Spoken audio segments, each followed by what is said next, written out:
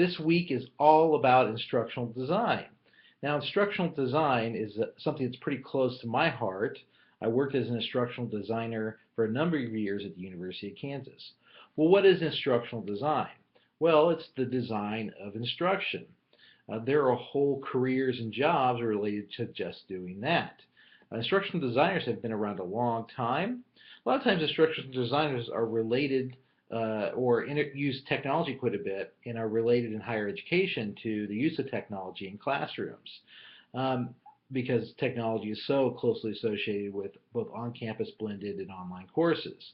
So many of those folks that do instructional design are blended with that technology, that delivery and facilitation of instruction no matter the setting.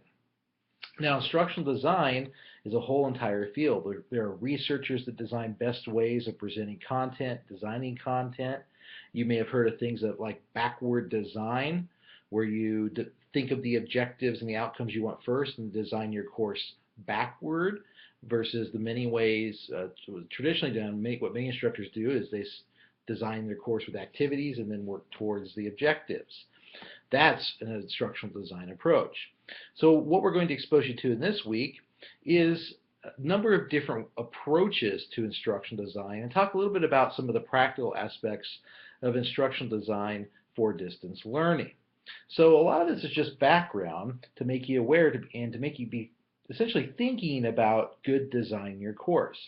Now, one approach to sort of a novice, or if you haven't had a course in instructional design or are not an instructional designer, is think critically about what makes a course work for you. And so that's not just how you learn, learner preferences. It's also the interaction. It's also the evaluation. It's also how those concepts are tied together. And it's also how you have the ability to express and to connect understanding to your own prior experiences. So there is a lot to instructional design. Now, in my experience, most faculty don't have a great instructional design background, meaning they don't think of all those things when they're designing a course. It's very hard to. Matter of fact, I don't think I even do it a lot. I'm better than some, I suppose. So, to design a good course, you really do have to have a pretty good approach to this. And that's why many times for big companies, for universities, separate people are hired to design big programmatic courses or programs or delivery of instruction, because those individuals can work with faculty or other experts to best design the instruction.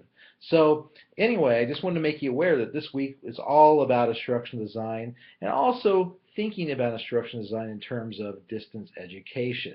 So I hope you enjoy the content this week. This is one of these areas that I'm passionate about and really do have some expertise in.